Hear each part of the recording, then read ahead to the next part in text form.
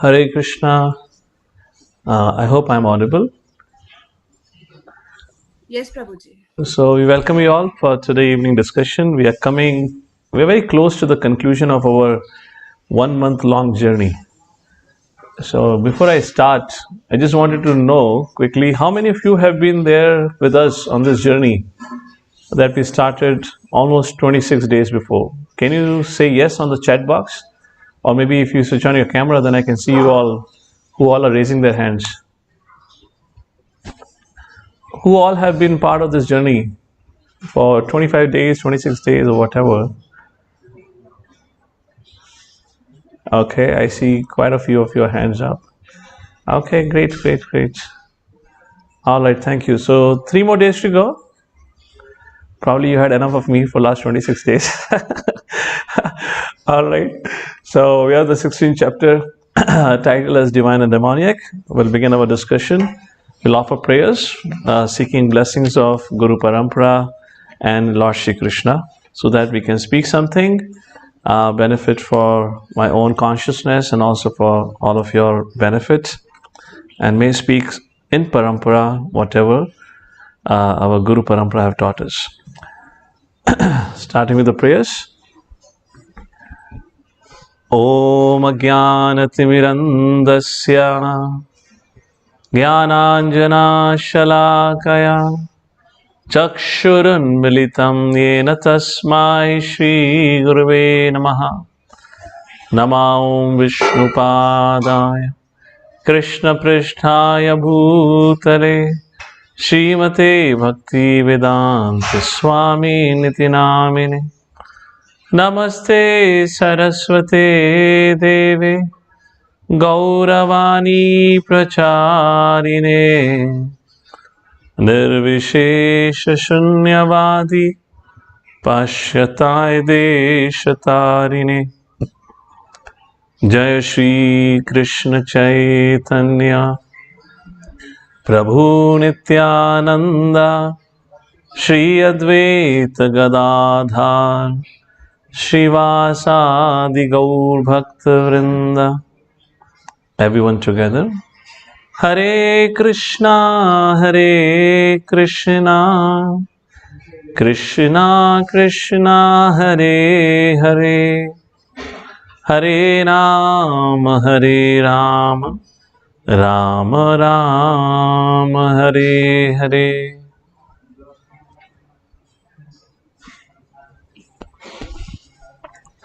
Hare Krishna.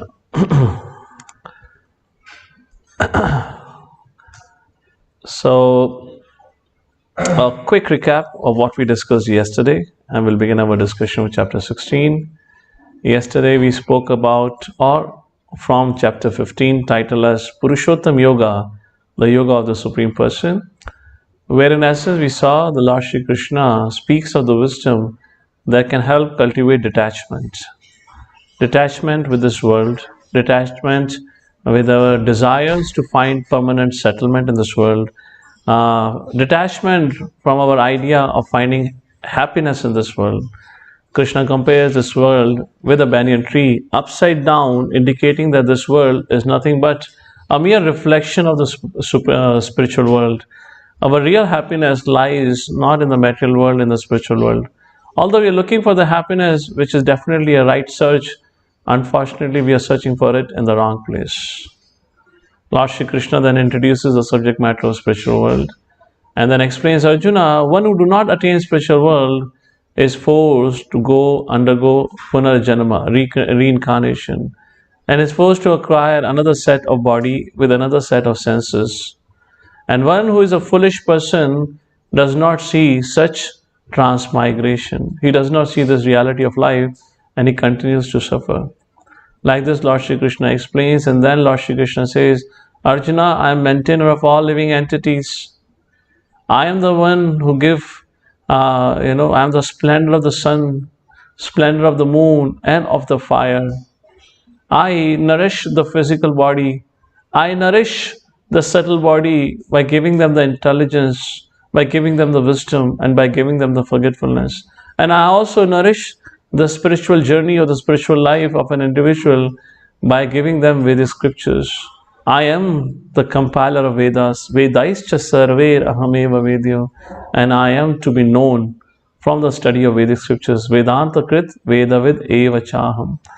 Like this, Lord Shri Krishna speaks about, and then finally he concludes with three shloki Bhagavad Gita, where Lord Shri Krishna speaks about there are two kinds of living entities, Shara, Akshara, and then there is Paramatma.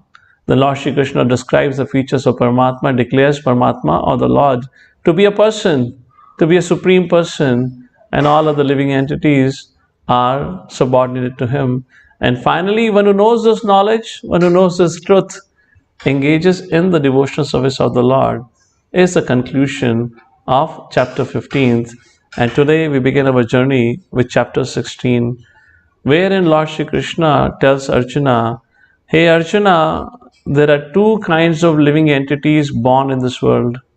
One is known as divine and another is known as demoniac. To give you an example, it is explained in Satya Yuga, the divine and demoniac existed in different worlds, different planets. In Treta Yuga, Ram, Ravana existed within the same planet.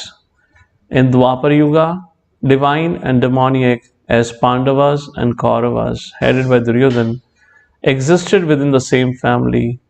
And in Kali Yuga, the divine and demoniac is present within everybody. So this divine and demoniac is a part of this world. This kind of two living entities are always there. And thus, from the beginning of the time, whatever you call as a beginning of the time, there always had been a tug of war between divine and demoniac. So here in this chapter, Lord Shri Krishna is going to tell us what are the qualities, what are the activities, what are the consequences of those who cultivate or live by divine qualities or who cultivate or live by demonic qualities. In essence, those who cultivate and those who possess divine qualities, it helps an individual to make a progress in their spiritual journey and attain ultimately their real home. However, those who live their life by demonic qualities, they glide down in their consciousness and they attain to hellish conditions of life. And this is what is more or less prominent subject matter for today's discussion. However, a more interesting thing that you will find from this discussion today is the definition of what is divine and demoniac. Generally, everyone considers himself a saintly person. If you would ever have to ask Duryodhana, what do you think yourself, divine and demoniac? He would definitely say, I am the best king, I am the best prince. Everyone thinks that I don't do anything wrong. I never wished anything wrong for others. But what is the definition of divine and demoniac? Not a subject matter of your and my speculation, but it's a verdict. Like Yamraji says, Dharmam tu sakshat bhagavat pranitam. Dharma, the courts of life, or the courts of religion, cannot be ordained or dictated by anyone. It is only established by the Supreme Lord. And that Supreme Lord Shri Krishna in chapter 16 is going to talk about what it means to be divine, what it means to be demoniac. I will do the discussion and I leave on to you to decide, are you walking the path of the divine or you're on the path of demoniac life? That is for up to you to identify, but we'll look into the discussion for today. So starting with, let's take a look at the acronym. Acronym is DOG, dog. D for divine or demoniac. Let's begin our discussion. And I'll give you more reasons or more understanding when we look at the subject matter. D for divine or demoniac. So here Lord Shri Krishna in verse number 1 to 3 describes almost 26 divine qualities. And Lord Shri Krishna says, I have not included those qualities here. However, it's a very, very important subject matter, but our 1 hour time would not give me that bandwidth to discuss here. I would strongly and humbly urge all of you to please read the Prabhupada purport, what it means. I'll give you the gist of it. So, Chapter number 16, text number 1 to 3, reading from Prabhupada commentary of Bhagavad Gita as it is. What are the 26 qualities of a devotee? Lord Shri Krishna says, Abhayam, fearlessness, purification of one's existence, cultivation of spiritual knowledge, charity, self-control, performance of sacrifice. And like this, there are a whole set of 26 qualities. Now, how these qualities are described and what does it mean? Let me just have a discussion on that. If time permits, I'll elaborate a little bit about each one of them. First of all, let's take a first question. How these qualities are cultivated? These qualities are cultivated or we acquire with an association with a particular mode of consciousness. Lord Shri Krishna explains that. There are three modes of consciousness, Sattvagun, Rajagun and Tamagun. If we live a life in Rajagun and Tamagun, then we cultivate demoniac qualities. Whereas if we cultivate Sattvaguna, mode of goodness, then we cultivate divine qualities. Just like in third chapter, Lord Shri Krishna says, Kam esha, Krodha esha, Rajoguna samudbhava. This is born from Rajoguna. Similarly, there is a verse that comes in Srimad Bhagavatam, first canto, Tada rajas tamo bhava kama lobha dayaschaye cheta ete anavidham sitam satve prasidati. What is this verse says? This is in the first canto, second chapter. I don't remember the number right now. Tada rajas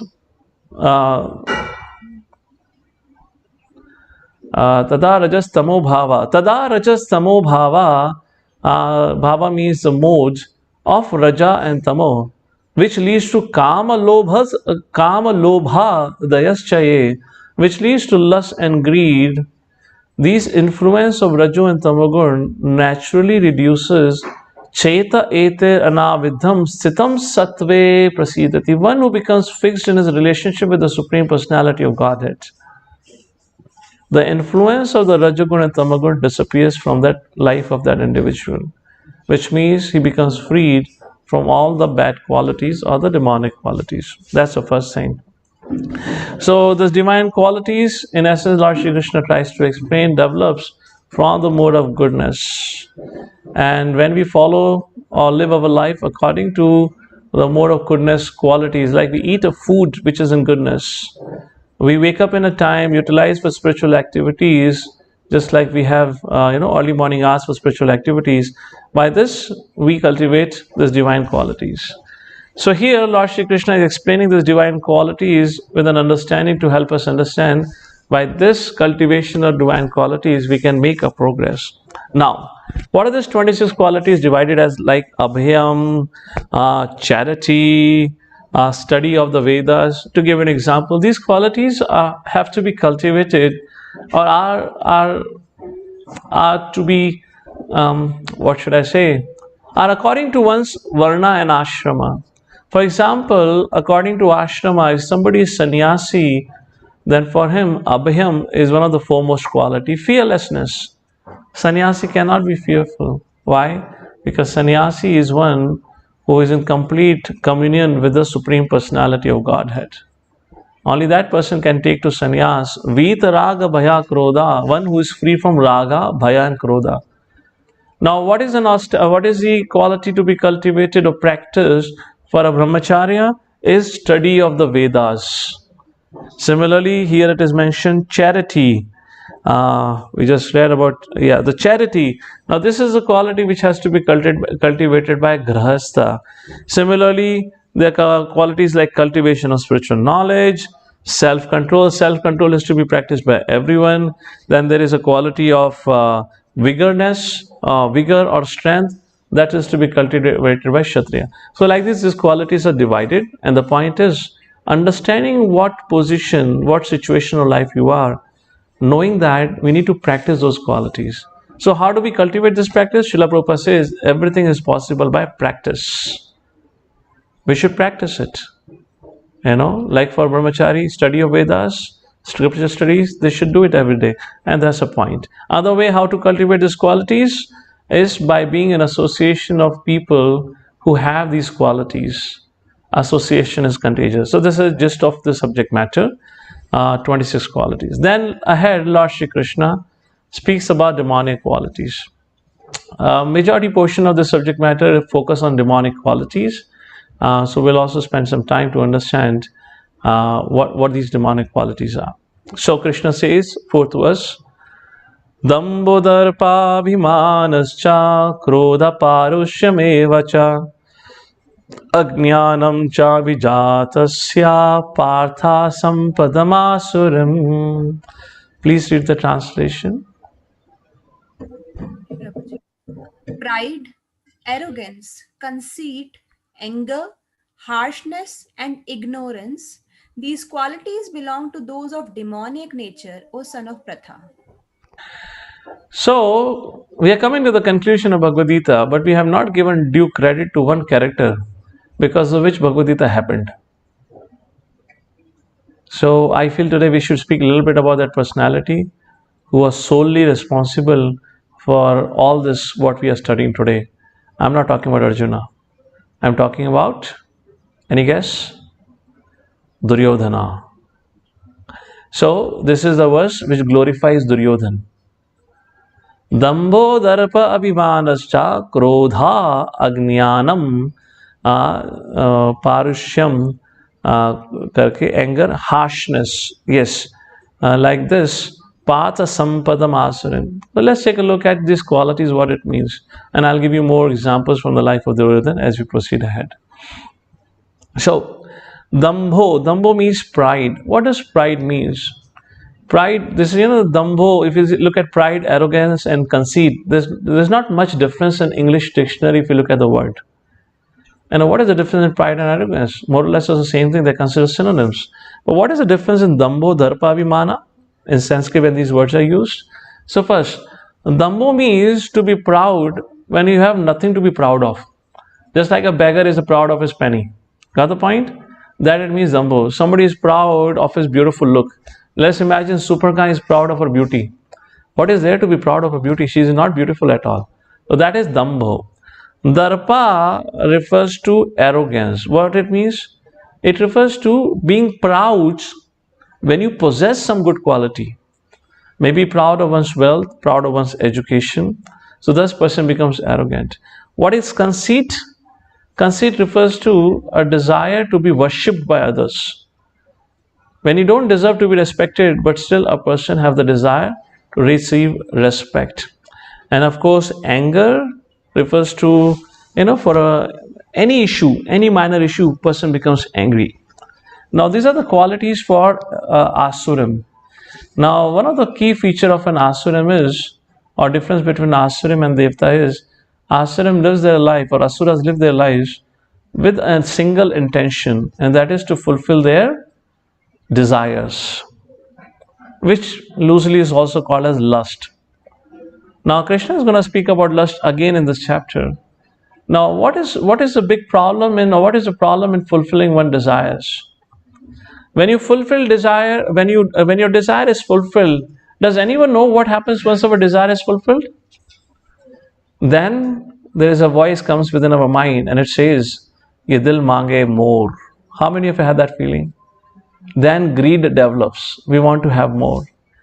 And when desire is frustrated, what happens next? Anger.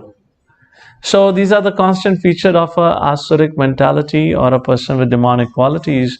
So here anger refers to a person who becomes angry or who is short-tempered, even for petty issues. And harshness refers to very harsh speech.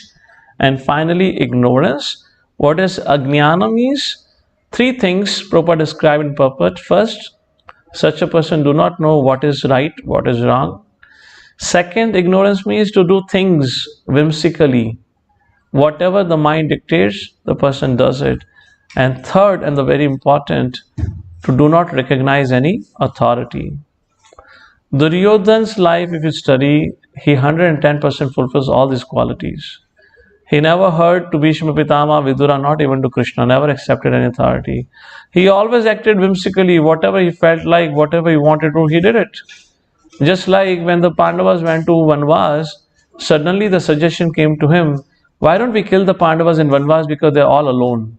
Immediately Duryodhan went to Karna and marched his army, and he was about to go to the forest and kill. As soon as they came out of the outskirts of Hastinapur, Vyasdev came there suddenly. Knowing that Duryodhan is intending to attack Pandavas, they don't even have weapons right now with them. Their weapons to protect them and all. They don't have anything to protect them, not chariot and anything. So Kauravas would definitely have a heavy hand on them. So Vyasadev came and sent them back. So this is just one example of whimsical behavior. And of course, not knowing what to do, what not to do. He didn't knew when he is asking for Draupadi to bring Draupadi to the assembly. He really didn't know what he's doing. He's actually reducing his lifespan. There are some examples which you can refer to a person who just don't know what is right and wrong, and this is what Agyana refers to. So when Arjuna heard this, he got a doubt in his mind. And Arjuna thought, my dear Lord, you just spoke about this asuric qualities. I am wondering, is my desire to take part in war is also due to demoniac temperament? Because of me, so many people today would be killed in the war. They would lose their life. Isn't it a demoniac action? You see that Arjuna is again going back to his earlier attachment, where he was thinking that fighting the war is against dharma. So he's still having that lingering doubt. My dear Lord, isn't it?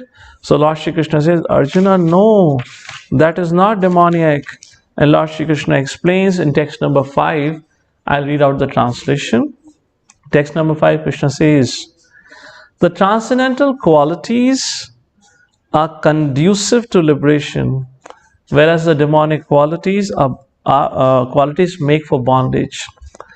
Do not worry, O son of Pandu, for you are born with the divine qualities. Ma sucha sampadam daivam abhijato si Pandava. You are born with all the divine qualities. And then Lord Shri Krishna speaks in the text verse where Lord Shri Krishna, but Arjuna wonders, my dear Lord, but how fighting the war will not be demoniac? Arjuna again got this out. He's still not convinced. Then Lord Shri Krishna speaks the 6th verse where Krishna says, in this world there are two kinds of created beings. One is called the divine and the other demoniac. I have already explained to you at length the divine qualities. Now hear from me of the demoniac, normal. So here Lord Shri Krishna tells Arjuna, Arjuna, there are two kinds of beings created in this world. One is called as divine and demoniac, but you are of divine nature. And let me explain you in detail the qualities of the demoniac, their actions and their destination and their mentality. So I hope you'll be convinced that you do not have any demoniac trait. Now, what does it mean that the divine and demoniac are born in this world together? Let's go back at the beginning of the creation. Both the divine and demoniac, or of all the species of life, are created from Prajapatis. These Prajapatis are either the sons of Brahma or the grandsons of Brahma, who are given responsibility. They are the original progenitors. They are the one who are given the responsibility to create all kind, or to give bodies to the all living entities. So they are the one who started the generation. So one of them in that is Kashyapa Muni.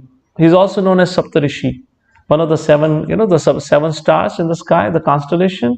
He's one of the sage, Kashyapa Muni. Kashyapa Muni had got married to 13 daughters of Daksha. Among that, there were 2 daughters, Diti and Aditi. Kashyapa and Diti gave birth to 2 very famous, or I should say infamous demons or Rakshasas by the name of Hiranyakashipu and Hiranyaksha.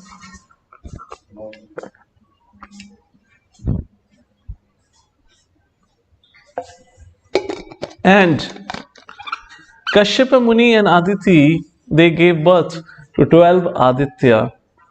Aditi is mother of most of the Devatas, like Vivaswan, the sun god, the Indra, the Vayu, the Varuna, like this. Aditi is the mother of Devatas. So both demons and divine are born through the same father. So what is divine and demoniac? what makes one to be divine and what makes other to be demoniac. For example, Ravana. Ravana was son of a Brahmana, isn't it? His brother was Kuber. Now, Kuber was said to be divine, Devata, whereas Ravana was considered demoniac. So, what is that thin line which defines or determines one to be divine, other to be demoniac? Ravana was well learned in scriptures. He was very powerful, chivalrous. He had 10 heads, incredibly powerful, and he was really illustrious personality. The story comes when Narad Muni went to Lanka to meet Ravan when he had kidnapped Mother Sita. When Narad Muni saw Ravan, for a second Narad Muni also got bewildered. You know what Narad Muni thought? When Narad Muni saw Ravana, Ravana had such an incredible personality. He had such a charming physical form. Narad Muni had a thought, wish this person was a devotee of Narayan. Such an incredible looking person. Similarly, when we talk about demoniac person, people think काली कलूटी सी शक्ल होगी, बिखरे हुए बाल होंगे, जुल्फें, 3-4 सींग निकले होंगे, he'll be wearing a black color cloth or something. No, that's not the meaning of demoniac. Even Duryodhan, he was one of the best, what do we call as? The club, the best in the club fighting. He was very strong. If Duryodhan was present today in this world, he would have been he would have won the Mr. World competition, right? That's what you have. He would have hundreds and thousands of marriage proposals, whatnot. Why? He was successful. He was a son of a king. He was one of the very successful club fighter. He was very strong and powerful. Definitely, he would have gotten millions of proposals. Far better than the modern day Hollywood and Bollywood stars, at least, for sure. So the point is, what divides? What makes somebody divine and demoniac? Externally, they look the same. So what makes somebody divine and demoniac is something which we generally miss out. We think somebody behaves in a certain manner as divine, another person behaves in another manner as demonic. But no, that's not the point. What is a divine and demonic? The dividing line for that is, please read out if possible. Yes. The dividing line. The dividing line between a demon and one who is divine is adherence to Shastra, not just one's behavior. One must be sincerely trying to follow Shastra. Yes. So one who follows scriptures are devatas. One who discards scriptures are daityas. We'll speak about it, more about it. And then if you have a question on it, we'll take a question. Because according to this definition, what do you think most of the world today is? Divine or demoniac? Well, nobody knows about what scriptures are.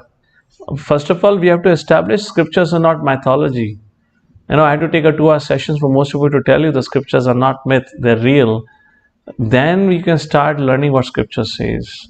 So when we don't know what scriptures, by default, according to this definition, where is the chances of us adhering to the instructions of scriptures? So we'll take a look at it. Ahead, Lord Shri Krishna now gives descriptions and details and the mentality of the demoniac people. So to reassure Arjuna is not of the demonic origin. To reassure Arjuna is of divine mentality.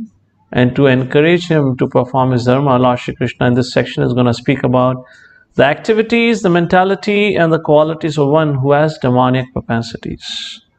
Krishna says such miscreants are thrown into the repeated birth and death in the material world. And they are thrown into the hellish conditions of life or into the lower species of life. Now, when we have a discussion about a punishment, somebody may wonder, is Lord cruel? Why does he give such a harsh punishment? No, that is not the idea. Such treatment or such punishment given to the demonic person is actually the most progressive course of action to gradually uplift their consciousness. To give you a simple example, how many of you in your childhood got a loving slap from your mother and loving kick from your father? Traditionally, mother would slap and father would kick. Yes or no? We had a principal, I remember when I was studying in a school, when I was a young boy, we had a principal, whenever he would go for a round trip of the school, whenever he would go into the class, he'll give a sudden visit, surprise visit. And he was very, very active with his legs. As soon as he would enter the class, he will start shaking his legs. He'll kick one boy here, another boy there. And I was also one of the mercy candidate of his kicks. I also got one or two kicks while I was growing up. So, anyways, that's a joke apart. But when a mother or a father gives you a loving slap, what's the reason behind? Of course, when you're slapped, you don't feel like a love into it, isn't it? It feels very pinching. But if you are a mother or father today, you know that why somebody has written many times. All right, all right. Okay, let's come back to the track. Let's come to the discussion.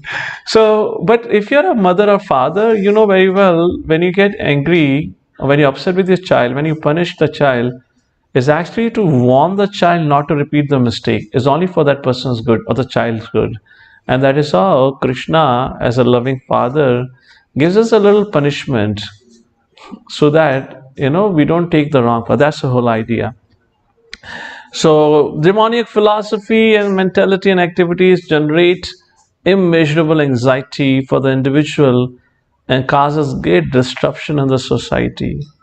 And that is what Lord Shri Krishna explains. I'll go in little elaboration, not too much elaboration, but little bit elaboration will do for these things. Let's take a look at demonic. So we are discussing this subject matter. We have divided into three contexts.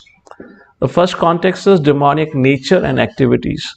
The second would be demonic mentalities and the result of their actions. So let's take into the first action item, the nature and activities of demonic people. Text number 7, it is said, they neglect Shastra. Those who are demoniac, I'm reading the translation, do not know what is to be done, what is not to be done. Then they do not know what is cleanliness. And the third thing, they do not have proper behavior. So sorry, I have not included text here. I hope all of you would have a copy of Bhagavad Gita in your hand. I'm reading from text number 7. There are 4 things which is mentioned. So I just spoke of 3 things. Let's take a look at it. Neglect Shastra. Do not know what is to be done or not to be done. In other words, either they don't know what scripture says or they do not have inclination to follow scriptures. That is the first point to it. Second, Krishna says, na saucham, cleanliness. No cleanliness. Cleanliness is of the body, external, and cleanliness is of the mind. Let's talk about external cleanliness. What is external cleanliness? Such people do not like to take bath. Sounds familiar? I'll give you a little history. Those of you who use X effect, right? The transcendental effect. Interestingly, I've read all of Mahabharata and also Ramayana. Never ever I found one reference where it is mentioned Arjuna woke up in the morning and he used X effect. There were itras. Itra means, organically produced from the fragrance of the flowers which we offer to the deities. But there was no concept of perfumes and the deodorants. Deodorant is definitely, sorry, I'm going to reveal some history which may a little bit disturb you. But anyways, whatever it is, truth has to be told. Okay, all right. Should I tell you the history of deodorant? How and when it got into existence? If some of you are scared, you can say no. If you don't say anything, I would assume yes. So I'll give you how it all started. So because it's connected to the subject matter.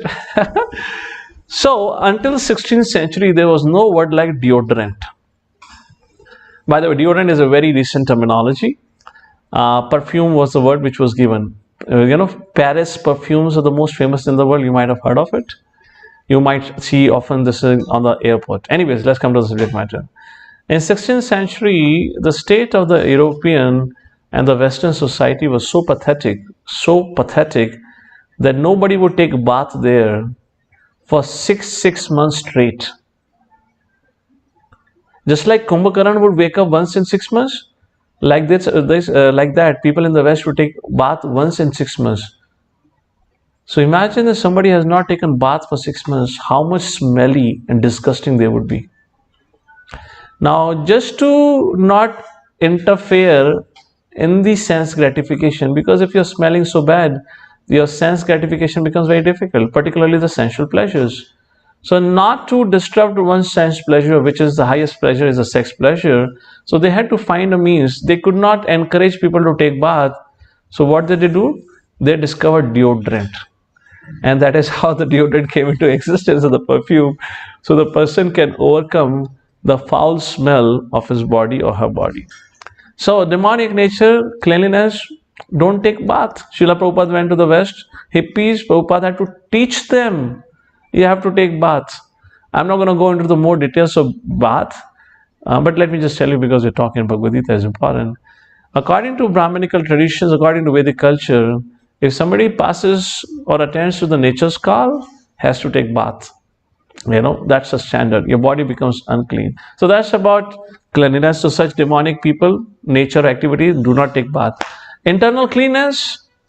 Now look at the world today. Mind is subjugated to so many obnoxious content, and everyone's mind is struggling and crying for lust, anger, greed, envy, pride, and whatnot. So how do we make internal cleanliness? It is only possible when we take to a spiritual culture, spiritual practice, and tradition. When you don't have that, how do you purify your mind? You just continue to contaminate your mind and heart. So there is no cleanliness for the demoniac. Next, Krishna says in 7th verse, no proper behavior. No proper behavior means no proper respect. Foremost, I'm speaking in context for the today's world, no respect for mothers. What does the Vedic culture teach us? Chanakya Pandit, using a reference from Vedic cultures, Vedic scriptures, makes a statement where he says, Matravat paradareshu paradraveshu lostravat atmavas sarvabhuteshu yaha pashyati sapanditaha. Where Chanakya Pandit says, Matra paradareshu, a learned person is one who sees every other lady except for one's wife as mother. Now in our culture, mother is worshipped, which means every lady in the society is respected. Paradravyeshu lostravat, where you see the possessions and the properties of others as a collection of dirt. Atmavas sarva bhuteshu, you see every living entity as yourself. As you wish to be respected, so you offer respect to everyone. And Chanakya Pandit says, such a person is said to be learned. This was a basic fundamental wisdom or education taught to everyone in Gurukul. So there is no proper behavior. What is the demonic nature? Let's do a quick example of Duryodhan and Draupadi versus Arjun and Urvashi. Duryodhan, how much he insulted Draupadi. What not he spoke to her. He forced her to strip. He told Dushasan to drag her by her ears in a public assembly where the ladies in those times would not come. And on top of it, she was forced to be disrobed. He attempted, and then he spoke so many obnoxious things. He called her a prostitute and whatnot. No proper manners, isn't it? Demoniac nature and activities. Let's take a case of Arjuna. Arjuna had lived for 5 years at Indralok. Vyasadeva had directed him to go to heavenly planets, go to Indra, to learn the science of celestial weapons to prepare for the war. 5 years have passed, and one day Indra arranged for Urvashi's dance performance, which is a cultural event, regular activity in heavens. And in that cultural performance, Arjuna was looking at Urvashi, and suddenly Urvashi's eyes also fell on Arjuna, and Urvashi became attracted to Arjuna.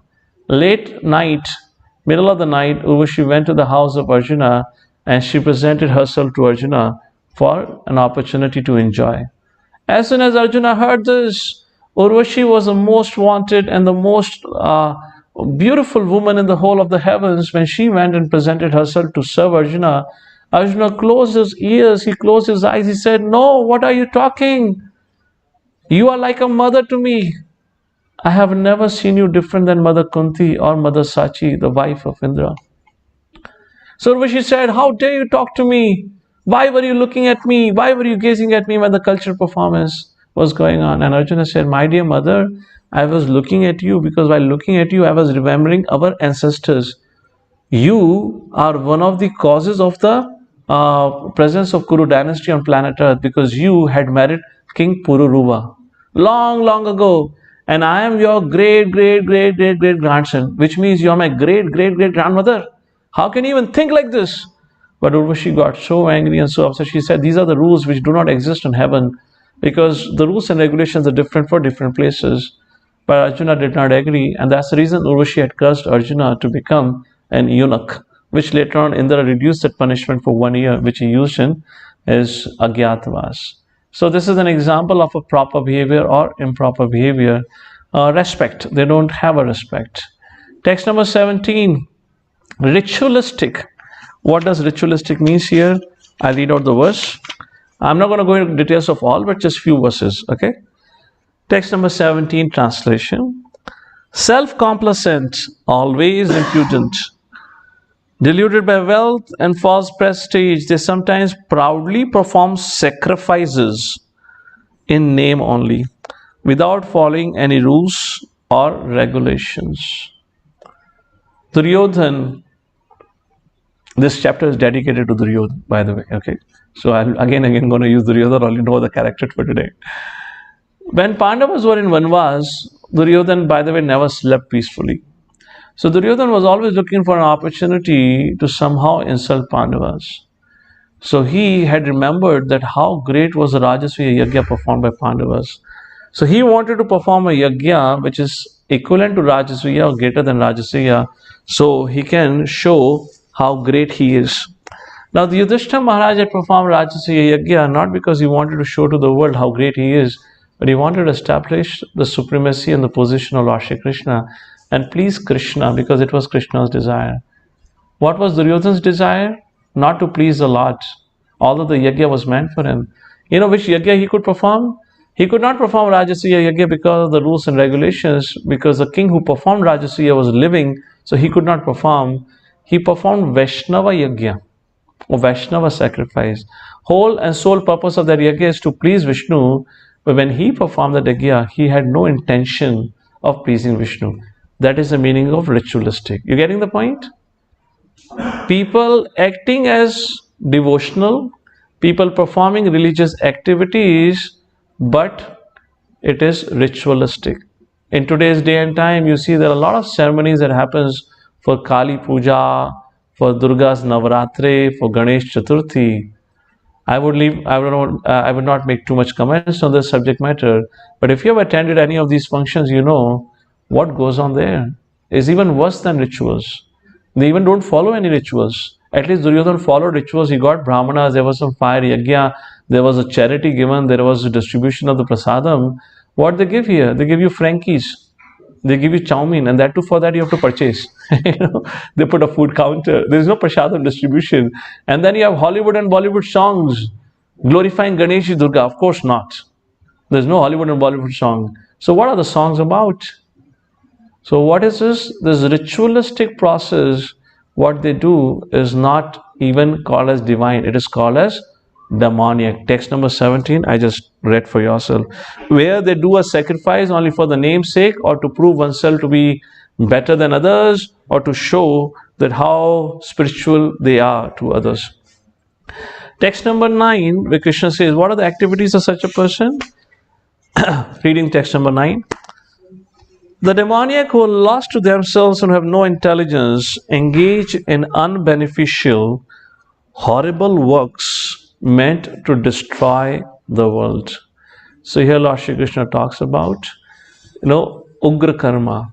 This whole industrial revolution, Srila Prabhupada called as Ugra Karma, which has destroyed the lives of people. You don't even have a fresh water, fresh air, or a good food to eat, yes or no?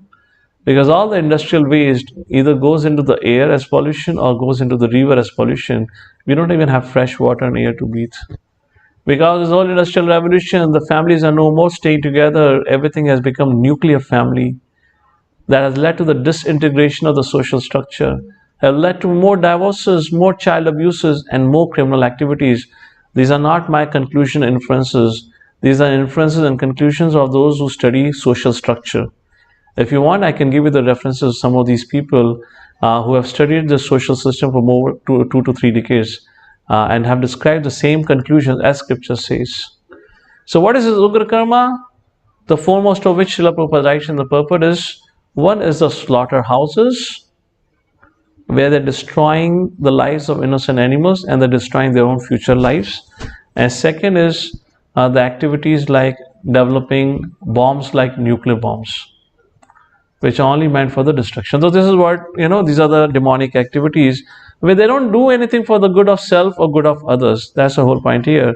And 10th, text number 10, taking shelter of insatiable lust, absorbed in the conceit of pride and false prestige. The demoniac, thus illusioned, are always sworn to unclean work, attracted by the impermanent. These are very important verses where you can look into each and every word and give a look into the more explanation of it in terms of how it matches with the condition of people today. So Krishna here talks about attracted by impermanent. I'm going to focus on these two words, and insatiable lust. The lust which never gets fulfilled and satisfied. Ravana, he had the best and the most beautiful wife, the chaste lady Mandodari. Yet Ravana was never satisfied with her. He had a whole, what we call harem, whatever they call it, where they collect ladies from all over the universe, or in case of Ravana, for his enjoyment like this. And despite having the best or the most beautiful woman which he had kidnapped from all over the world, yet he was not happy and satisfied. Finally, he ended up kidnapping Mother Sita. This is what it means by insatiable lust. Attracted by the impermanent. What is attracted by impermanent? Which means two things. Impermanent means which is temporary, which is fleeting. And what are the two fleeting things to which people are always attracted? One is acquiring wealth, more and more wealth. And these are Prabhupada words. Sex life, a fleeting happiness for which people are crazy behind. And the third thing Lord Shri Krishna mentions, and they are illusioned. Illusion means they're always in anxiety, yet they don't understand they are suffering. When you tell them that they are suffering, they don't recognize they are suffering. They consider their suffering to be a joyful situation, and they don't know they're heading towards destruction. These are some of the demonic natures and activities. Next, Krishna speaks about what is a demonic philosophy and what are their realizations. Text number 8, Krishna says, they say the world is unreal and with no God in control.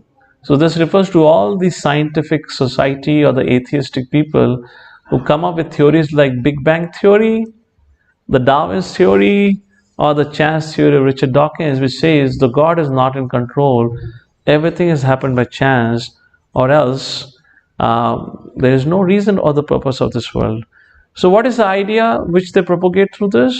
They try to teach that there is no superior controller, there is no existence of soul, this life is all in all, and the goal of life is to enjoy your senses to the fullest. And ultimately they say the world exists only because of attraction for opposite sex. In other words, people with demonic mentality are too attracted towards the opposite sex, or are quite lusty. That is a symptom of mode of passion. Text number 11, their goal of life is to gratify senses. They are willing to perform any activity, any sinful activity, as they have no faith in next life, that reincarnation, or the concept of karma. Just like Dhritarashtra, he was willing to let the whole world die for his own desire to remain the king of the world. In other words, such people, they try to secure money by any illegal means for sense gratification. And lastly, what is their philosophy and realization? From anything and everything, they try their best to take God out of the picture, which means they try to prove that they are in control. Just like, water now. When we were growing up, I had never thought, how many of you remember while growing up drinking a Bisleri water? While growing up, how many of you had ever thought in future ever there would be a paid water? Yes or no? In those days when we were of the age of Sai Saswat, around that age, When we used to travel, very peacefully people will get down the station, fill the tap water and drink it. Yes or no? We could have never imagined what was available for free, the gift of the Lord. People even commercialize it. Now even the oxygen is getting commercialized, isn't it? You don't even have a fresh air to breathe. Now there are air purifiers which need to be put. And like this, there are so many things, where people have tried to take God out of the picture, and wherever they have interfered, they have spoiled the gifts of the Lord. Look at the grains. You don't even have organic grains now. They all have genetically modified seeds. The seeds are produced in the chemical laboratories, not the gifts of the nature anymore. And if you have any idea of farming, or if you know any farmer, go and meet him. You'll stop eating, you'll probably fast to death.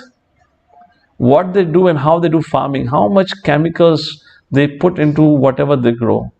And no wonder people are more sickly today than before. Do you agree or this not? This is the facts of the life? Or do you think, Baba, you are too pessimistic? Such a beautiful world we live in. Such a wholesome. We are so progressive. You are just complaining for no reason. Maybe that's the reason you left everything. You frustrated fool. No. This is a fact. Tell me if you disagree. I'm willing to debate upfront right on the live TV right now. That's the whole thing. Now let's go to the second question and we'll go ahead now. What do you think about the state of education that you and I get today in the world? Does the education that you and I have received promotes demoniac mentality? Yes or no? Does the modern education that you and I have received, does it promote demoniac mentality? Does it teach us demonic philosophy? Yes or no? Does any one of you, while going through your modern education system, became God conscious? No, not at all. They try to take God out of the picture in everything. When we were studying in 6th and 7th standard, we had books of value education based on Ramayana and Mahabharata. Now, you don't want to talk also about what kind of value education books they have. There are no values. They are all sensual stories which are taught to the students. Let's go to the next topic, demonic mentality. What is the demonic mentality? Krishna says in verse number 13 to 15, the demonic mentality boils down to one thing. I am the controller and the proprietor of what all I survey. I am independent, I am perfect, I am powerful. Everything is done by my potency, just like Duryodhana. Despite seeing Krishna's Virat Roop, of course that was just a semi-Virat Roop, yet he did not believe. He thought, no, I am the maker of my destiny. I will do whatever I want. I am the controller. Like this, he was fooled. And for him, the happiness lies in defeating the enemies. I am perfect, powerful. And ultimately, such people take shelter of their insatiable lust, desires. Just like Hiranyakashipu, just behind me is a photo of Hiranyakashipu, who became the ruler of the 3 worlds. Yet he was not pacified or satisfied. Just because his 5-year-old son said, my dear demoniac father, you are not the supreme. Supreme is Lord Vishnu. This person in front of whom everyone bowed, even the Devatas came and bowed their head. He could not tolerate just one 5-year-old boy telling him, you are not supreme. He got so disturbed and angry, he wanted to kill his own son.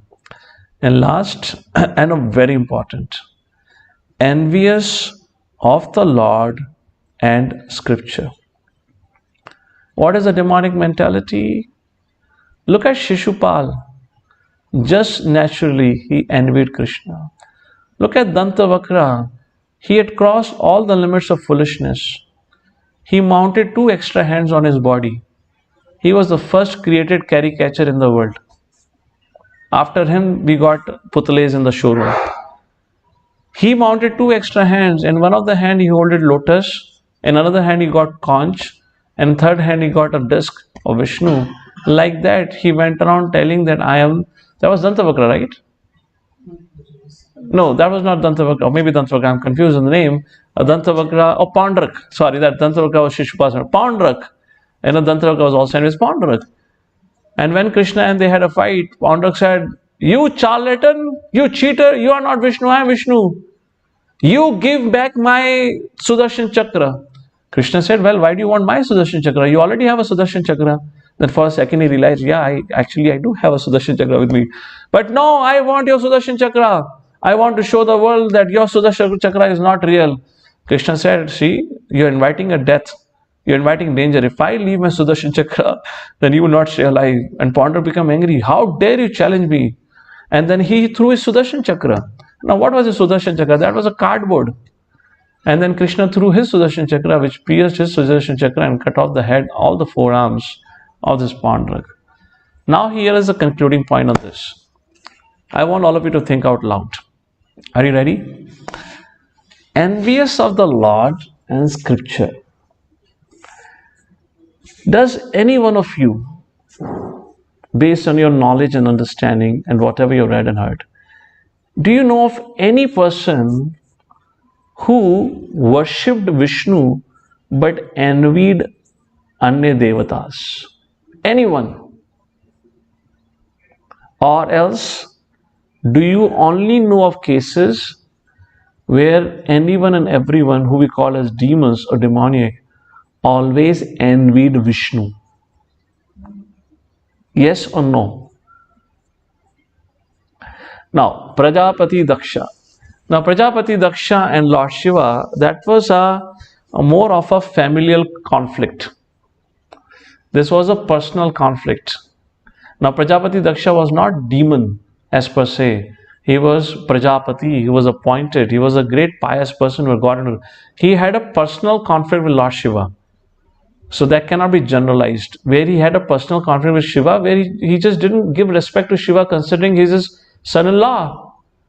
But in spiritual status, Shiva was greater than Prajapati. So that's a different thing. That's a different case. But you look at all the demons, either be Ravana, Hiranyakashipu, Hiranyaksha, you name anyone, even the Kamsas, whoever it is, they would worship Brahma and Shiva, like Banasur. But they all envied only one person, Vishnu. Now my question to all of you is, why did they envy Vishnu, not Brahma and Shiva? What it indicates? They consider Vishnu only to be their actual competitor. Yes or no? Which means it proves Vishnu is the greatest and they were competing with the greatest to become the greatest. And that's the reason they envied the Lord. Hare Krishna. What is the result of the demonic work Lord Shri Krishna speaks? Such people are perplexed by immeasurable anxiety. I was saying the other day, one who does any sinful activity, he or she definitely gets an immediate reaction where he loses a peace of mind. Duryodhan was successful in cheating Pandavas and sending them to exile for 13 years. But poor guy could not sleep even a single night peacefully. Same was with Dhritarashtra. Whereas Pandavas, particularly Yudhishthira Maharaj, had a wonderful time in the forest. Draupadi and Bhima would have to time and again chastise Yudhishthira. You look so comfortable. Looks like you want to permanently settle in the forest. And of course, Arjuna and Nakul Sahadeva also had a wonderful time in the forest. Of course, Arjuna went to heavenly planets. She definitely had a great time that way. But Duryodhana and Dhritarashtra could not sleep. Similarly, Kamsa. Day and night he feared Krishna. He could not sleep even a single night. So what is the result of demoniac work? Krishna says such a people are perplexed by immeasurable anxiety. They are bound up by a network of desires, which means they're caught up in the world wide web of Maya's energies. What is this Mohajal or network of desires? First, there is no limit for their desires. Unlimited. It always burns. They're never satisfied. Second, they're always planning to increase their possessions and their wealth.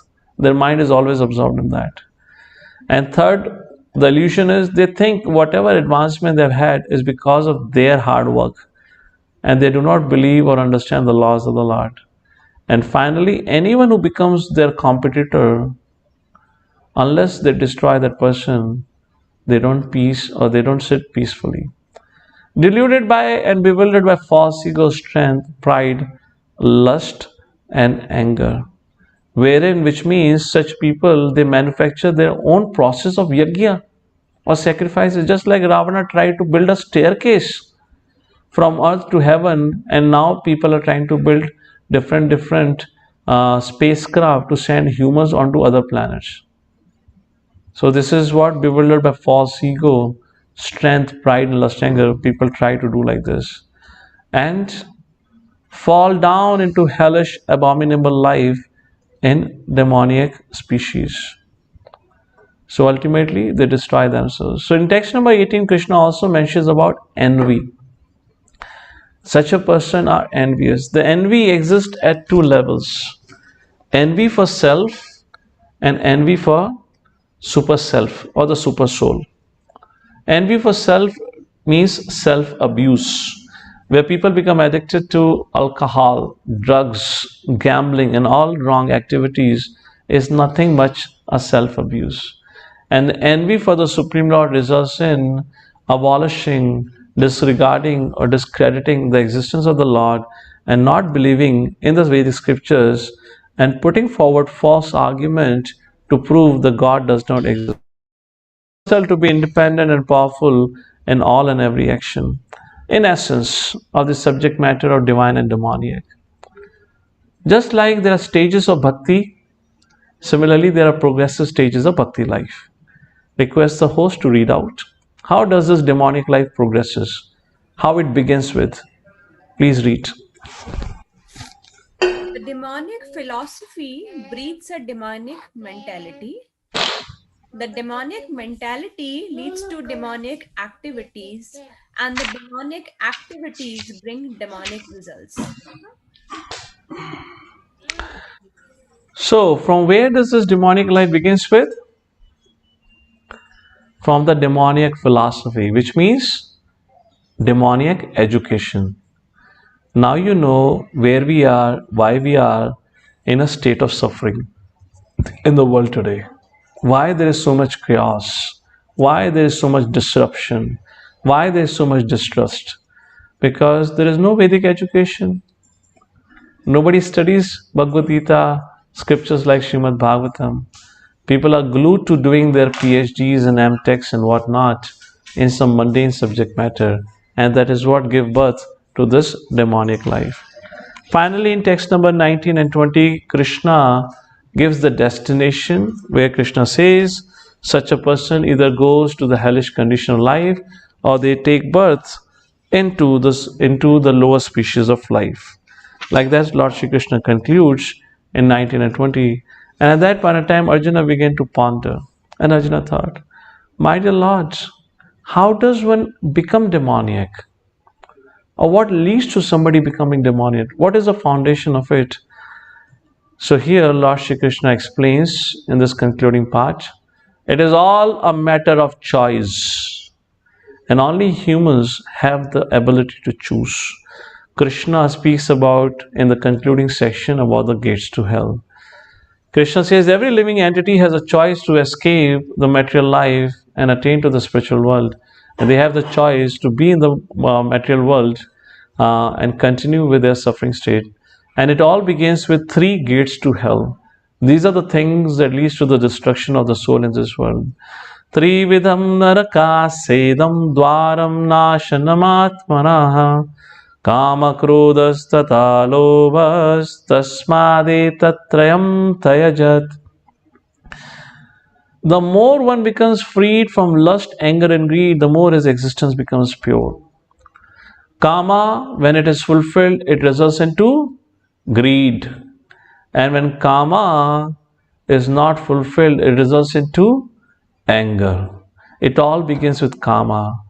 Kama esha krodha esha rajoguna samudbhava mahashano mahapapma vidyenam hivarinam.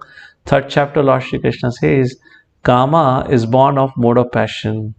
Those who live a life in passion, they have this unlimited desires, which Krishna says is eternal enemy of the living entity. In third chapter, Lord Shri Krishna told us or taught us how to become free from the influences of the lust.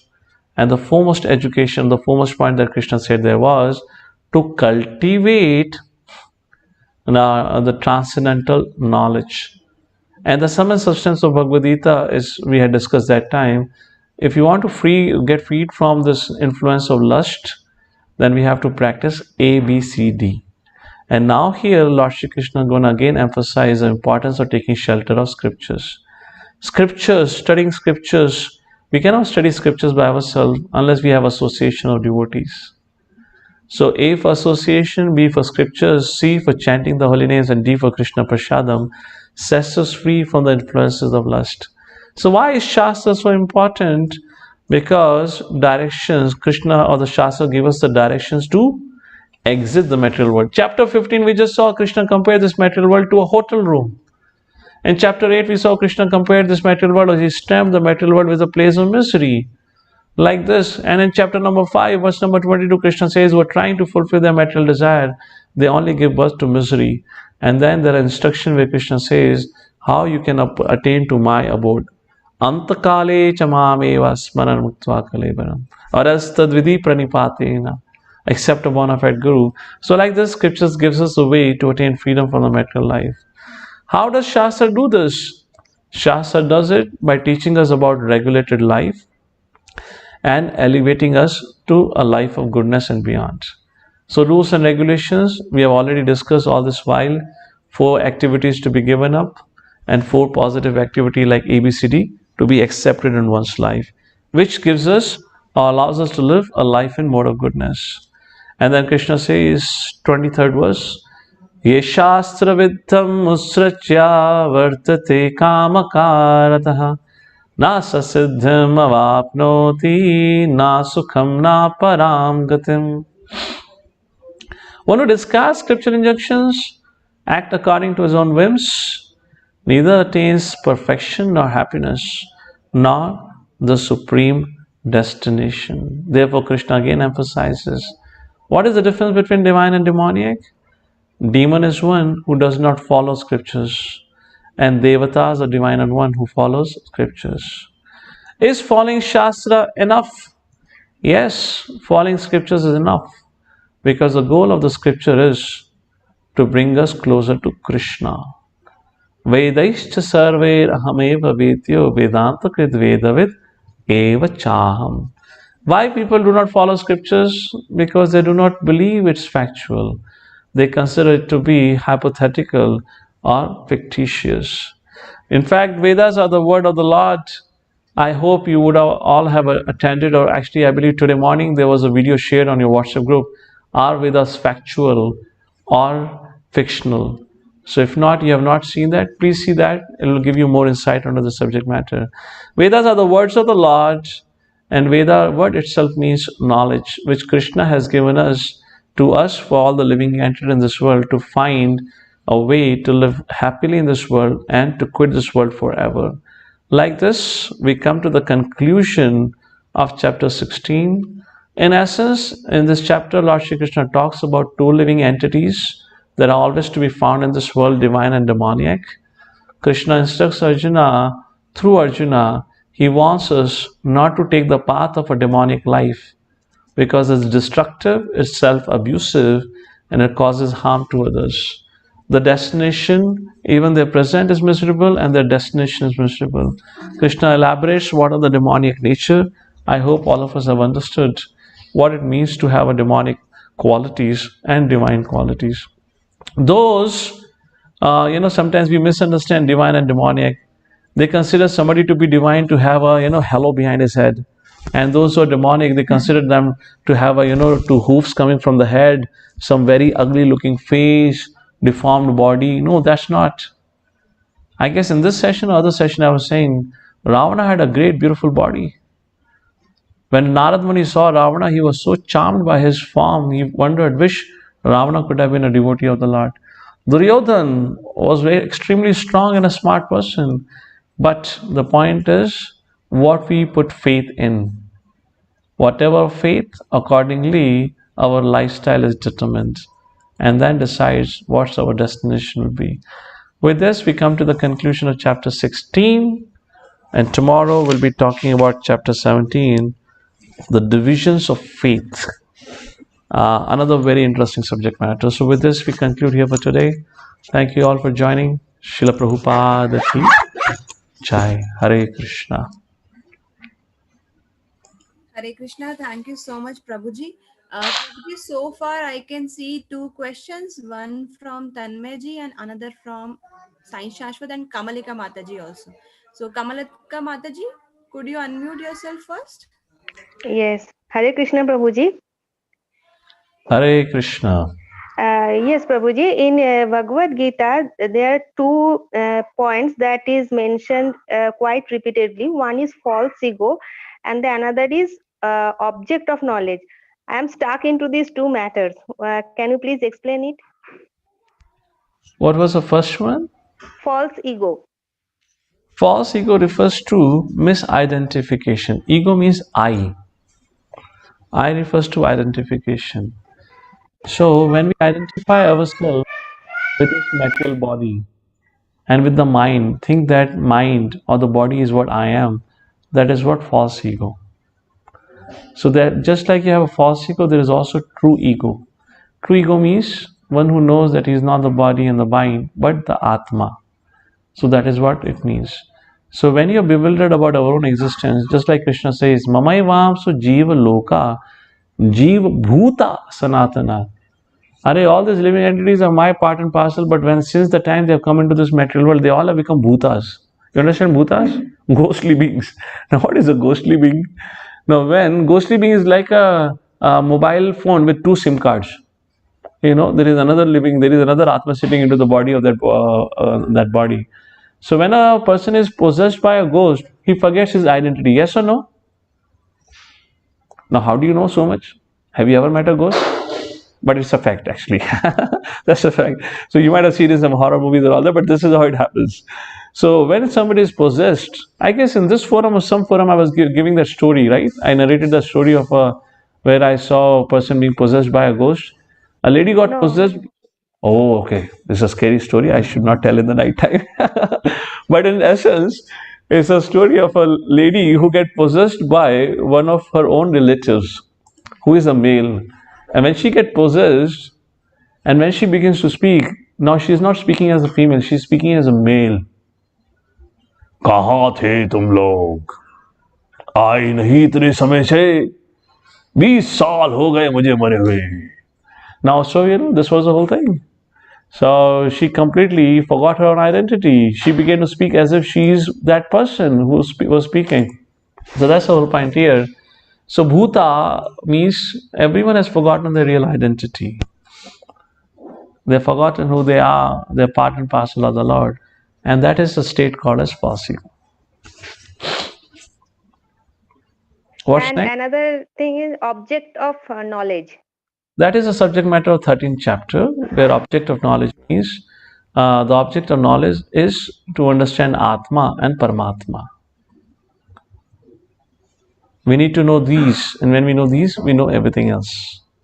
Every other knowledge is a subset of it. Okay? Okay, Prabhuji. If then what is knowledge?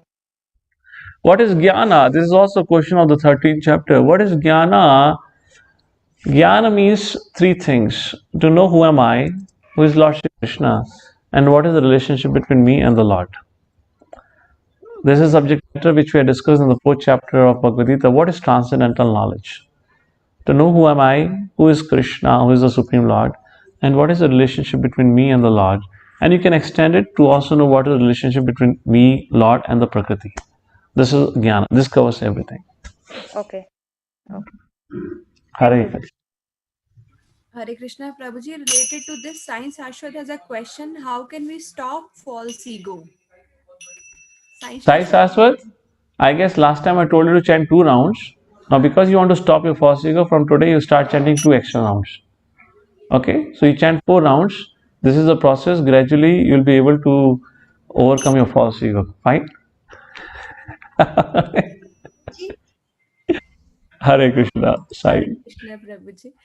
Prabhuji, next is Tanmay. Tanmay, you may ask a question, please. Are you able to unmute? Yes, Mataji. Yes. Hare Krishna, Prabhuji. Yes, please. Prabhuji, I have this question that if we perform misdeeds in this life, so are we punished in this life itself? If anyone performs anything bad or any bad karma, is he punished in this life itself? No, not necessarily. The reason is because our punishment of the previous lives is not yet over. So that's the reason you're not punished right now. Got it? We have such a big karma, bad karma. So we are already suffering. How much suffering do you want, Baba? We are already suffering. If we get all the punishment of what all we have done in all these previous lifetimes, person would die immediately. So gradually we are given dosage of punishment. So be grateful to the Lord to give you things, punishment gradually. If He had to give punishment at once, we'll be crushed to pieces for all our misdeeds we have done. How many ants we have killed while walking on the ground? How many flies we kill here and there? And God knows how many things we have eaten while eating vegetarian food also, isn't it? So these all have their own action reaction. Hare Krishna. Hare Krishna, Prabhuji. Thank you, Prabhuji. Prabhuji, next question I can see from Akriti. Akriti, you may unmute yourself. Are you able to?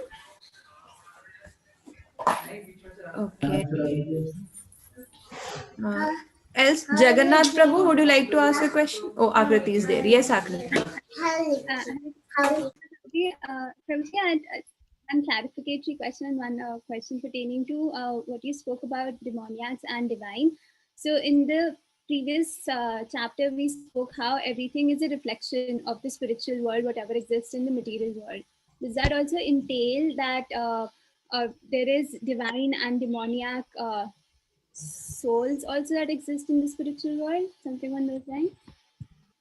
No, you have to say that again. Repeat your question, please. In the 15th chapter, Prabhuji, in the 15th chapter, we said that whatever exists in the material world is basically a reflection of what is there in the spiritual world. So, based on see, the dualities exist only in the material world. Spiritual world is absolute. Fame or disfame exists in material world. In spiritual world, there's only fame. Success, failure exists in material world, duality, but success exists in spiritual world. So the dualities exist in like summer and winter season, like that change of seasons. Of course, the seasons may exist there also in that sense, but not the way it exists here. So duality means dual. There is always, just like a coin has two sides, so everything in this world has two sides. But spiritual world is absolute. There is no duality. So there is no demon and divine and demonic there. There's only divine. And Prabhuji, in the example that you gave relating to how, I'm forgetting the name, Aditi's two sons, Hiranyakashipu and Hiranyaksha, were both of them demoniac or one of them was divine? One was demoniac, other was super demoniac. Hare Krishna. Thank you, Prabhuji. Thank you, Prabhuji. Prabhuji, next question had come from Srinath ji. He's asking why people perceive goddess Lakshmi as an object from where they can fulfill their desires, whereas Lord Shani is something to be scared of or being punished. Well, these are things mentioned in the scriptures, no doubt about it. As they are holding, particular positions in the world in that sense. So just like Ganesh is described to remove all the obstacles from one's path. So somebody has that, they can pray to Ganeshi. Surya Devta, you can pray. He gives you good vision, good eyesight. Correct. Remember, the local Pandit will tell you, offer jal in the morning. Yes, correct. If you do so, तुम्हारा चश्मा उतर जाएगा. Yeah. It's actually a fact. It's a fact. It's eyesight. Anyways, to the details. So yes, those things are there. But today it is only ritual, not spiritual, because they don't have any, they have not studied. You tell me, imagine you become a doctor, you call yourself a doctor. Why? Because you saw mother and father doing surgery in the operation theater. And now you go and say, Dr. Srinath, what is your education? I saw when I grew up in a family who used to do surgery. Now, what kind of surgery would you be doing? Right. Operation successful, patient dead. Isn't it? Agree. I mean, how do you know what is surgery when you have not gone through the proper education? That's the whole point. Right. Okay. Unless we have studied scriptures, we have not taken spiritual education, everything is ritual. And today, there is no ritual also. It is a joke. What do? They sing a song, Dhana Sampati Ghara Ave, Jai Jagadish Hare. जय जगदीश हरे। हाँ या ना? किसने लिखा है ये? कहाँ लिखा है? क्या मतलब है? घंटी बजा के गणेश जी लक्ष्मी कौन है? इनका क्या संबंध है? किसको पता है? हाँ या ना? गणेश जी लक्ष्मी की फोटो लगाते हैं। कौन गणेश जी, कौन लक्ष्मी, इनका संबंध क्या है, क्यों लगाया गया है? Nobody has an idea. So we all have become a doctors by seeing our mother, father performing some surgery, and we are going around and calling operation successful but patient dead. Correct. There's no logic. There's no logic. And those who understand logic, they call it a joke. Correct. They say, what are you? You people are foolish. What are you doing? You don't know what are you doing. Who are these personalities? And then we share our half knowledge. 33 koti means 33 types of devatas, this and that, so many speculations and all that. So we have to have a proper spiritual education. If no spiritual education, and once you get a proper spiritual education, nobody can shake you. Correct. Agree. That's the whole idea. Krishna says, Arjuna, if you want to rise above your moha illusion, cultivate transcendental knowledge. If you want to rise above your lust, cultivate transcendental knowledge. That's the whole point. Question, Prabhuji. I had. Prabhuji, basically Ravana, he was a Shiv Bhakt as well as very much Gyani in scriptures and all. Whereas the current chapter of today showed that who is demonic, okay, they don't have that much Gyan, or they don't like God. But how was Ravan, kind of different? So can we? Ravana hated Vishnu. Okay. If you see, they hate God means there is only one God which is hated in the scripture, not hated in the scripture, but in the Puranas. If there is somebody who is hating a God, there is only one God who is being hated. That is Vishnu. Okay. Nobody says that I hate Brahma, because nobody considers Brahma to be their competitor, because Brahma is also part of this material world. Correct. That actually proves Vishnu to be the highest. Think about it. Okay. Now, Ravana being a worshipper of Shiva, how did he become worshipper of Shiva? Ravana and Ramayana talks about, he was not a worshipper of Shiva, he worshipped Brahma to get his blessings. And he wandered around, and then he came to Kailash, and he tried lifting the whole mountain of Kailash. And then when Lord Shiva's and Mother Parvati particularly, when she saw there is a trembling happening on the mountain, so Lord Shiva or Parvati, either of them, put their toe on the ground and pressed, and suddenly the whole of mountain collapsed on the ground, and Ravana's hand was stuck under the mountain of Kailash, for a long, long time. Then he realized that there is somebody more powerful than I am. Then he begged forgiveness. Then he became subordinate to Lord Shiva. Okay. This is not bhakti. This is not bhakti. He understood, I have been defeated. I cannot defeat this person. Just with the toe of his, he has crashed the whole mountain. What is my strength? Correct. Okay. And jnana or no jnana, that's not the point. You may have a jnana, but you don't apply the jnana.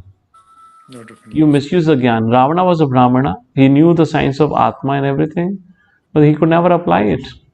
He became envious of the Lord. Okay, so point is, whose guidance are you under? Who are you studying with? Who is your association? That determines your divine and demonic propensities also. Okay? Thank you, Roji. Hare Krishna. Hari Hari. Krishna Prabhuji. Prabhuji, Shantanu Kaushik Prabhu wants to know that are you planning any future course where he can learn Sanskrit? Sanskrit? No Sanskrit. I am not getting into Sanskrit. I am getting into Sanskrit as much as Bhagavad Gita and Bhagavatam shlokas give Sanskrit. All right? Ji I Prabhu. don't Okay, think so. Prabhuji. I don't If you think. have any reference, sir, I would be glad, because whenever we are reading Bhagavad Gita or something, it again, some part we don't understand, and purport is, as Bhaktivedanta Prabhuji has really mentioned, it helps us. But sometimes some words, they come again and again. So I was thinking if any course is there for Sanskrit or, done See, with that. Sanskrit is a mother of all language. To be expert in Sanskrit, the Sanskrit syllabus takes 12 years of systematic study, not a weekend program. It's a whole curriculum of 12 Okay, years okay, of okay. study. Now, unless we go through that whole program, you cannot really interpret what the verse means. Because Sanskrit, you don't only Sanskrit grammar, you may become expert in grammar, but you also study scriptures then to understand what is the context of the scripture. Because every scripture has a context. To give you an example, when you understand, how do I put it? In research field, when you write a paper, for every research paper there is an abstract. Ji, That abstract is which the publishers read to shortlist your paper then. And then there is a review process. Your abstract has to be so refined to give a whole understanding of what your research is all about. An abstract has to be somewhere around 50, 70 words. I don't know what's the word limit now. So it has to be very short. So your rest of the paper has to be read in the context of that abstract. Got the point? For every scripture, there is one mool shloka which defines the context yes, of that Prabhuji. scripture. Now, unless somebody teaches you, now people in those days were very advanced. Now, abstract is written in the forefront and then you have the whole paper. But in those days, abstract could be written anywhere, even in the middle. Because people were very advanced to understand that. So now today we don't have the capacity, so we have to be. So like Chaturshloki Bhagavad Gita is what an abstract of Bhagavad Gita. If you want to understand Bhagavad Gita, you have to comprehend properly 10th chapter, verse number 8, 9, 10, 11. Once you understand the meanings and the purport of these 4 verses, then you can study the Sanskrit of the remaining 696 verses. So Sanskrit is not a simple English novel which you get it. It's far much more complicated and requires a far much more intelligence to get sense of it. Okay? That's the reason I said I don't have brains to get into it. I'm happy reading Bhagavad Gita, Srimad Bhagavatam, the scriptures, and moving forward with it. I just gave you the glimpse of it. A lot of complexities in that way. Hare Krishna. Thank you so much, Prabhuji. And Prabhuji, Jagannath Prabhu just want to know that is it really he can remove specs by worshipping sun? Prabhuji, that's not my question. That was sorry. I certainly asked. Prabhuji, my question is that if I have pets at home, it's I know that pets are not good to keep at home. But what happened that we gone for visit for 10 days? Hare Krishna. Can you hear me? Can hear a little bit. You said pet. You said dog. No, Prabhuji. Prabhuji, my question is that is it good to keep pets at home? Jagannath, your voice is breaking. You want to type in the question, okay? I'll take if there is something else in the meantime. Is there anything else, Mother Dipasha, need to address? Prabhuji. Okay. Jagannath Prabhu, you can send your question to me or maybe just type it. No questions so far, Prabhuji. Great. So thank you all for joining in. So tomorrow we have a Gita Jayanti festival. So we'll be making a short, quick announcement after this program. So there would be a 8 to 11, one program of Sanskrit recitation, shloka recitation. Another is at 2 to 5. So whichever time slot suits you, for whatever time you want to join in, you may join in that recitation. One is done by one of our congregation member would be leading it in the morning hours. And in the afternoon, another mother would be leading that recitation of shlokas. And I'll join you all for the evening program directly that way. And tomorrow is Gita Jayanti, a very auspicious occasion. If in case you're not able to join any of the recitation program, but at least read. Tomorrow we're going to discuss 17th chapter. At least read out the 17th chapter before you come. At least the Sanskrit. You remain in the consciousness of, the day, tomorrow is auspicious day when Lord Shri Krishna actually gave this wisdom to Arjuna. And if any possibility is there for you, share the wisdom. Call up 4 or 5 of your friends. Phone a friend, as they say. Call up your friends, some people, talk to them of whatever you know about Bhagavad Gita or whatever you might have learned from the program. Tell them about it, the importance of Gita Jayanti. Encourage them, inspire them to study Bhagavad Gita.